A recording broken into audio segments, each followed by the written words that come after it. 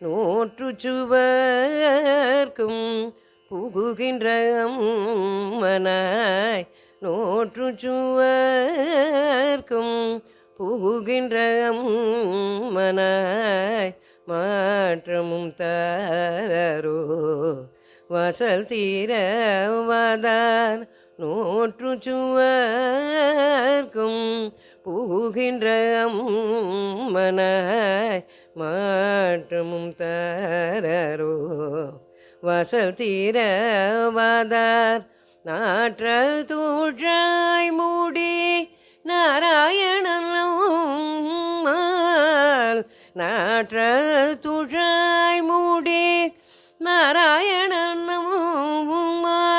போற்ற பறை தரும் புண்ணிய நாள் பண்டொரு நாள், போற்ற பறை தரும் புண்ணிய நாள் பண்டொரு நாள், கூற்றத்தின் வாய் வீழ்ந்த கும்பகர்ணனும், கூற்றத்தின் வாய் வீழ்ந்த கும்பகர்ணனும், தோற்றும் உனக்கே பெருந்துயில் தான் தந்தானோ, கூற்றத்தின் வாய் வீழ்ந்த கும்பகர்ணனும், தோற்றும் உனக்கே பெருந்துயில் தான் தந்தானோ, ஆற்ற அனந்தலுடைய அருங்கலமே, ஆற்ற அனந்தலுடைய அருங்கலமே, தேற்றமாய் வந்து திரவேலோரெம்பவாய், தேற்றமாய் வந்து திரவேலோரெம்பவாய்,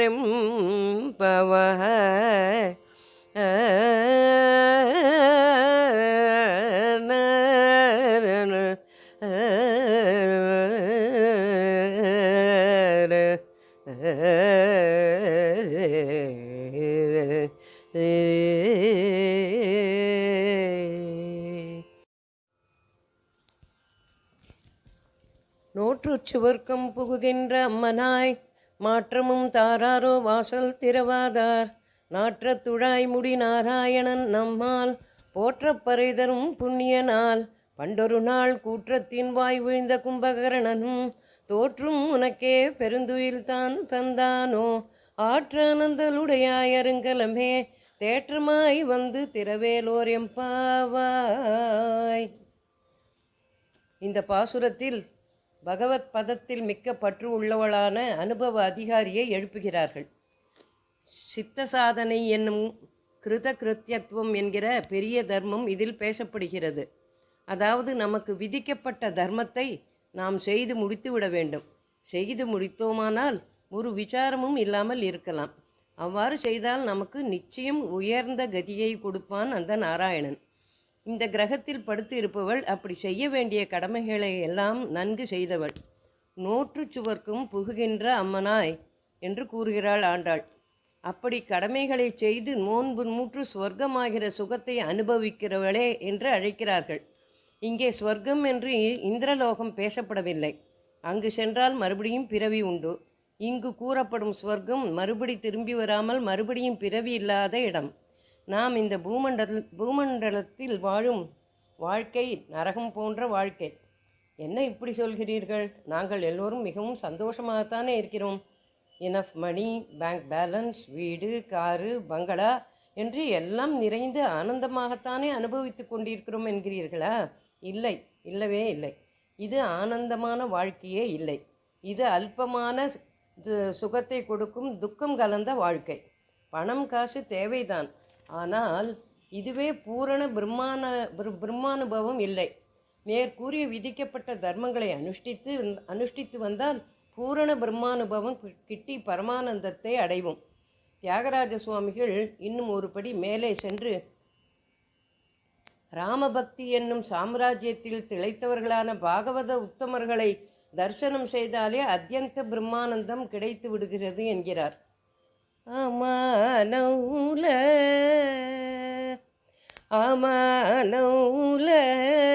ಸಂದರ್ಶನ ಅಮನೌಲ ಸಂದರ್ಶನ ಅದ್ಯಾಂತ ಬ್ರಹ್ಮಾನಂದ ಮೇ ಅದ್ಯಾಂತ ಬ್ರಹ್ಮಾನಂದ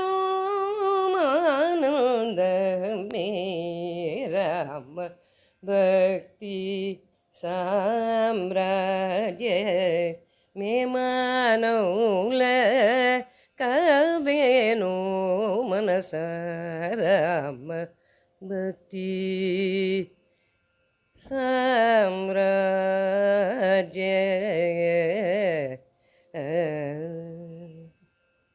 பரமாத்மா ஒருவனே பரமார்த்தம்.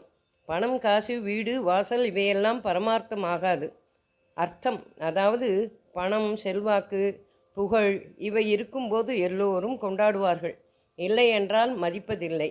ஏன் என்று கூட திரும்பி பார்க்க மாட்டார்கள். ஏன், அன்னம் கூட பரமார்த்தமாகாது. தற்காலத்தில் இதை சாப்பிடக்கூடாது, அதை சாப்பிடாதே, இதை சாப்பிடாதே என்று எத்தனையோ கட்டுப்பாடுகள். உலகத்தில் நாம் எதையெல்லாம் விசேஷமாக கொண்டாடுகிறோமோ அதையெல்லாம் பரமார்த்தமில்லை. பரமாத்மா ஒருவனே பரமார்த்தம். அதுவே சொர்க்கம், அதுவே மோட்சம் என்று சொல்கிறாள் ஆண்டாள். புகுகின்ற அம்மனாய் அப்படிப்பட்ட பரமார்த்தத்தை அனுபவிப்பவளே என்று அழைத்து சித்த சாதனை புரிந்து அவனுடைய இரட்சகத்துவத்தையும் உணர்ந்து தனது சேஷத்துவத்தையும் உணர்ந்து உறங்கும் பெண்ணே என்று அழைத்து அவளை கூப்பிட்டு எழுப்புகிறாள் ஆண்டாள். மாற்றமும் தாராரோ வாசல் திறவாதார். உள்ளிருப்பவள் கிருஷ்ணானுபவத்தை அனுபவித்து கொண்டு ஆனந்தமாக பதில் சொல்லாமல் தூங்குவதால் வெளியில் உள்ள பாகவத தோழிகள் கதவை தான் திறக்கவில்லை, கொஞ்சம் வாயை திறந்து பேசக்கூடாதா என்கிறார்கள். அதற்கு அவள், நான் ஒன்றும் பகவானை அனுபவிக்கவில்லை, அவன் இங்கே வரவும் இல்லை என்று பதில் உரைக்கிறாள். அதற்கு இவர்கள், நாங்கள் நம்ப மாட்டோம், இங்கு நல்ல திருத்துழாய் வாசனை அடிக்கிறதே என்கிறார்கள். கோவிலுக்கு போனால் கம் என்று ஒரு வாசனை. கோயில் சாந்தை ஒழிக்கப் போமோ என்கிறார் பெரியவாச்சான் பிள்ளை. கஸ்தூரி ரங்கன், பரிமள ரங்கன் என்று பெயர் அந்த ரங்கநாதனுக்கு.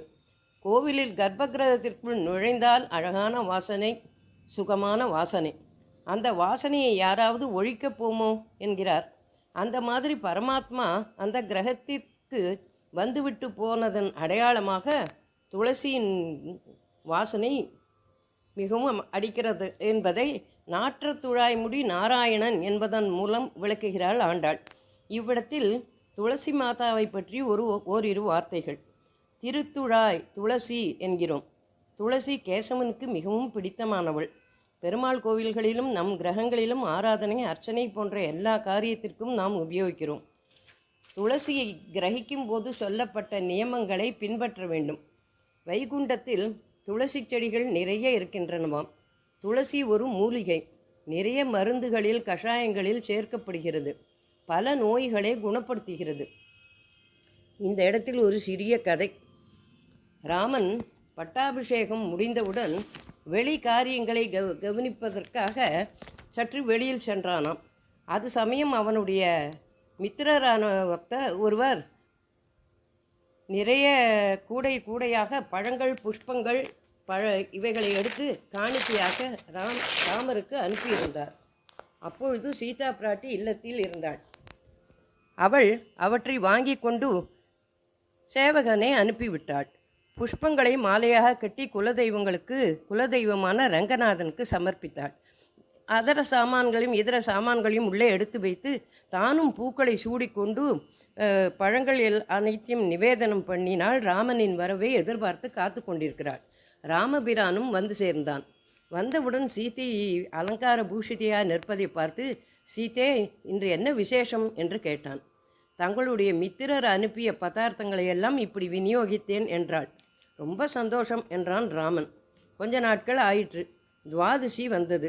துவாதசி அன்று இந்த தம்பதிகள் பூஜை அனுஷ்டிப்பார்களாம். அன்று நாரதரும் அங்கு வந்தார். பூஜை முடிந்தவுடன் நாரதரை கண்ட ராமன், சுவாமி, இங்கேயே அமுது செய்து எங்களை அனுகிரகிக்க வேண்டும் என்று பிரார்த்தித்தான். நாரதரும் ஜபம் பண்ணிவிட்டு வந்து சாப்பிடுகிறேன் என்றார். போன சிறிது நாழிகையில் கொஞ்ச நாளைக்குள்ளே வந்து சாப்பிடு, அமுது பண்ணணும் அப்படின்னு சொன்ன ராமர்கிட்ட ராமா, நான் முன்பு சாப்பிட்றேன்னு சொன்னால், ஆனால் இப்போ சாப்பிட மாட்டேன் அப்படின்றாராம் நாரதர். ராமருக்கு தூக்கி வாரி போட்டது. இன்றைக்கி துவாதசி அன்றைக்கி ஒரு பிரம்மச்சாரிக்கு அன்னம் படைத்தோமானால், அவனை சாப்பிட சொன்னால், அவனுக்கு அமுது பண்ணி வைத்தோமானால் 1000 பிரம்ம வித்துகளுக்கு அன்னம் படைத்த புண்ணியம் கிடைக்குமாம். ராமரும் என்ன பண்ணுகிறார், என்ன நாரதரே, இப்படி துவாதசி அன்னைக்கு வந்துட்டு இப்படி வெறும் வயத்தோடு திரும்பி போகலாமா, ஏன் சாப்பிட மாட்டேன்றேன், என்ன தவறு ஆயிடுத்து அப்படின்லாம் கேட்குறார். அப்போது நாரதர் என்ன சொல்கிறாருன்னா, இந்த வீட்டோட பவித்திரம் போயிடுது அப்படின்றார். மறுபடியும் தூக்கி வாரி போட்டுது ராமருக்கு. என்னது பவித்திரம் போயிடுதா, எப்படி இப்படின்னு கேட்குறார் ராமர். முன் தர்ம பத்தினி சீதா பிராட்டி துளசியை பிரதட்சணம் பண்ணும்போது அவளோட புடவை துளசியோட செடியில் பட்டு ஒரு தளம் கீழே விழுந்துருத்து. இன்றைக்கி துவாதசி, துளசியெல்லாம் பறிக்கக்கூடாது, அந்த துளசி தளம் கீழே விழுந்துறதுனால பவித்திரத்தன்மை போயிடுத்து, அதனால் நான் இன்றைக்கி உங்கள் கிரகத்தில் சாப்பிட மாட்டேன்று. ராமபிரான் உடனே இது மாதிரி நடந்து விட்டதே, இதுக்கு என்ன பிராயச்சித்தம் அப்படின்னு கேட்குறார். அதற்கு நாரதர் சொல்கிறார், பிராயச்சித்தம் இருக்குது, அதை உன் பத்தினி செய்தால் நான் சாப்பிடுகிறேன் என்கிறார். என்ன பண்ண வேண்டும் என்று கேட்கிறான் பகவான். துளசி மாதாவின் அருகில் போய் நின்று கொண்டு சீதா பிராட்டி, நான் சுத்த பதிவிரதையாக இருக்கும் பட்சத்தில் கீழே விழுந்த துளசி தளமே நீ யதாஸ்தானத்துக்கு போய் ஒட்டிக்கொள் என்று சொல்ல வேண்டும். அது ஒட்டி கொண்டால் நான் சாப்பிடுகிறேன் என்கிறார் நாரதர். என்ன விளையாட்டு, என்ன சோதனை சீதைக்கு! இவ்வளவுதானா என்கிறான் பரமாத்மா. ஏனென்றால் சீதா பிராட்டியின் பதிவிரதம் மேல் அவனுக்கு அவ்வளவு நம்பிக்கை. இதை பார்க்க ஊரே திரண்டு வந்து விட்டதாம். சீதா பிராட்டி துளசியை பிரதட்சணம் செய்துவிட்டு ராமனையும் சேவித்தாள். துளசியிடம் போய், நான் சுத்த பதிவிரதையாக இருக்கும் பட்சத்தில் துளசி தளமே உன்னிடத்தில் போய் ஒட்டிக்கொள் என்று சொல்கிறாள். துளசி தளம் ஒட்டிக்கொள்ளவே இல்லை. நடுங்கிவிட்டாள் சீதா பிராட்டி. ராமபிரானும் நடுங்கிவிட்டான். நாரதர் சிரித்து கொண்டார். அம்மா, உன்னை போன்று பதிவிரதை உண்டோ? உனக்கு ஈடு இணை ஒருவரும் கிடையாது. இருந்தாலும் பரீட்சைக்காகவே பரமாத்மா என்னை வரவழைத்தான், ஒன்றும் தெரியாது போல் நடிக்கிறான் என்கிறார் நாரதர். எவ்வளவு தரம் தான் இந்த ராமர் சீதையை பரீட்சை வைப்பார்னு தெரியல நமக்கெல்லாம். இப்போது நான் சொல்லும்படி துளசி ஒட்டிக்கொள்ளும் என்கிறார் நாரதர். நாரதர் அவ்வாறு சொன்னவுடன் என்ன சொல்ல வேண்டும் என்று சீதை கேட்கிறாள். அந்த நண்பன் கொடுத்த பழம் புஷ்பங்கள் அனுப்பிய அந்த ஒரு நாள் மட்டும் தவிர, அந்த ஒரு நாள் தவிர மற்றைய நாட்களில் நான் சுத்த பதிவிரதையாக இருக்கும் பட்சத்தில் துளசி தளமே நீ உன்னுடைய இடத்தில் போய் ஒட்டிக்கொள் என்கிறாள். அந்த துளசி தளமும் போய் ஒட்டி கொண்டு விட்டதாம். அன்று ஒரு நாள் சீதா பிராட்டி என்ன பாதிவிரத்தியில் இருந்து வழுவினாளா என்ன? இல்லை, இது நமக்கு ஒரு நீதியை சொல்லும் கதை. பாதிவிரத்தியம் எப்படிப்பட்டது என்பதை இந்த தம்பதிகள் இங்கே காட்டி கொடுக்கிறார்கள் நமக்கு. ஒரு கிரகத்தில் மற்றவர்கள் கொடுக்கும் வஸ்துவை வாங்கி வைக்க மட்டுமே மனைவிக்கு உரிமை உண்டாம். அதை உபயோகப்படுத்த கணவனின் அனுமதி வேண்டுமா. சீதா பிராட்டி பழங்களை நிவேதனம் பண்ணிவிட்டு தானும் புஷ்பங்களினால் அலங்காரம் பண்ணி கொண்டது பரமாத்மாவுக்கு கொஞ்சம் உள்ளுக்குள் உறுத்தி கொண்டே இருந்ததாம். அதனால் வேண்டுமென்றே துவாதசி அன்று நாரதரை வரவழைத்து இந்த நாடகத்தை நடத்தினான். இதில் ஸ்திரீ தர்மம் துளசியிடம் எப்படி இருக்க வேண்டும் என்பதை காட்டுகிறது. துளசி நம்மால் பகுமானிக்கப்பட வேண்டிய உயர்ந்த வஸ்து. துலா காவேரி மகாத்மியத்தில் துளசியின் மகிமை பேசப்படுகிறது. தியாகராஜ சுவாமிகளும் துளசி ஜெகத் ஜனனி என்ற கிருத்தியில், ஹே துளசியே, பாவங்களை போக்குபவளே, உன் திருவடிகளே வைகுந்தமாம், உனது இடையில் சகல தேவர்களும், உனது சிரசில் வேதங்கள் அனைத்தும் விளங்குகிறது என்று பாடுகிறார். துளசி ஜெகத் ஜனனி துரிதாபகாரிணி, துளசி ஜெகத் ஜனனி துரிதாபகாரிணி, துளசி ஜெகத் ஜனனி. நிலவரமகு நீ சரிவேல், நிலவரமகு நீ சரிவேல், பூனுலேரட ಬ್ರೋಮೀನನು ತುಳಸಿ ಜಗತ್ ಜನನಿ என்று இந்த கீர்த்தனையில் துளசியின் மகாத்மியத்தை மிகவும் புகழ்ந்து கூறுகிறார். அப்படிப்பட்ட பெருமை வாய்ந்த துளசி வனத்தில் அவதரித்தவள் அல்லவா நமது ஆண்டாள் நாச்சியாரும். ஆண்டாளின் பாசுரங்களும் மிகுந்த மனம் கொண்டவையே அல்லவா.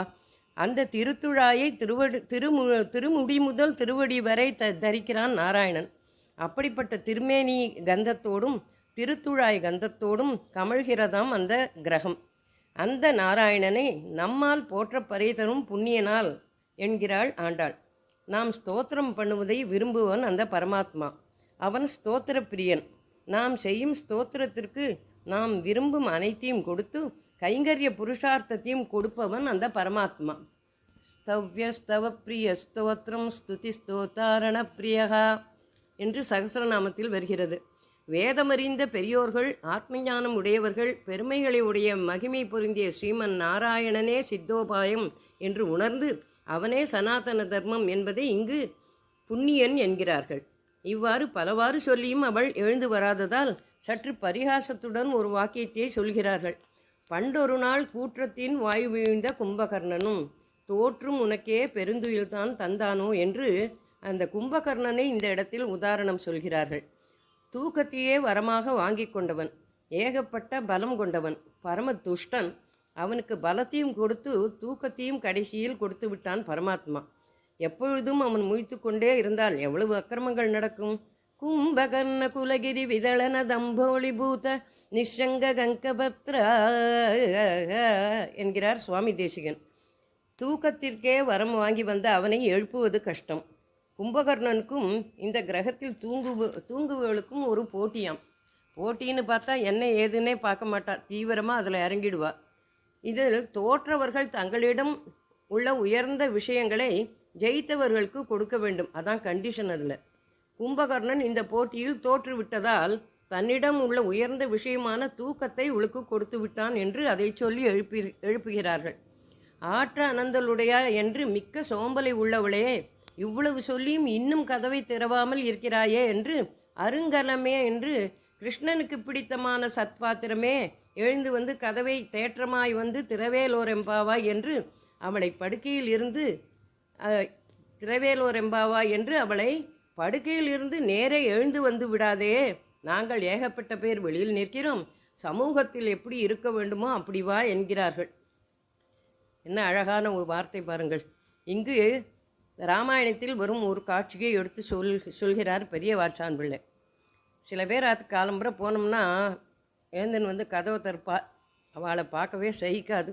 அதை இங்கே ரொம்ப பாலிஷ்டாக சொல்கிறா. இங்கே ராமாயணத்தில் வர ஒரு காட்சியை பெரியவாச்சான் பிள்ளை எப்படி எடுத்து சொல்கிறார் என்றால், சுக்ரீவன் சொன்ன வாக்கை காப்பாற்றாமல் காலதாமதம் செய்கிறான், காமசுகத்தில் மூழ்கிவிட்டான். ஸ்ரீராமன் லக்ஷ்மணனை பார்த்து அவனை போய் பார்த்து விட்டு வா என்று அனுப்புகிறார். தாரையை அனுப்புகிறான் சுக்ரீவன். அவள் எப்படி வருகிறாள் என்கிறார் வால்மீகி. படுக்கையில் இருந்து எழுந்தபடியே போதையினால் கண்கள் சிவந்து சுழல, கால்கள் தடுமாற, வஸ்திரங்கள் ஆபரணங்கள் நழுவி விழ அவலட்சணமாய் வந்து நிற்கிறாளாம். அவளை கண்டு லக்ஷ்மணன் தலையை குனிந்து கொள்கிறான். அவ்வாறு வெளியில் வராதே, சதஸுக்கு யோக்கியமாய் தேற்றமாய் வந்து கதவை திற என்று சொல்லி அவளை எழுப்புகிறார்கள் இந்த பாசுரத்தில். இந்த 10வது பாசுரத்தில் கிருதகிருத்தியத்துவம் சித்த சாதனை என்ற பெரிய தர்மம் பேசப்படுகிறது. நாம் செய்ய வேண்டிய கர்மாக்களை ஸ்ரத்தையுடன் செய்து விதிக்கப்பட்ட தர்மங்களை முறையாக அனுஷ்டித்து வந்தால் அந்த எம்பெருமான் நமக்கும் சர்வ மங்களங்களையும் கொடுத்து அருள் பாலிப்பான் என்று முடித்துக்கொள்கிறேன். ஆண்டாள் திருவடிகளே சரணம், பெரியாழ்வார் திருவடிகளே சரணம்.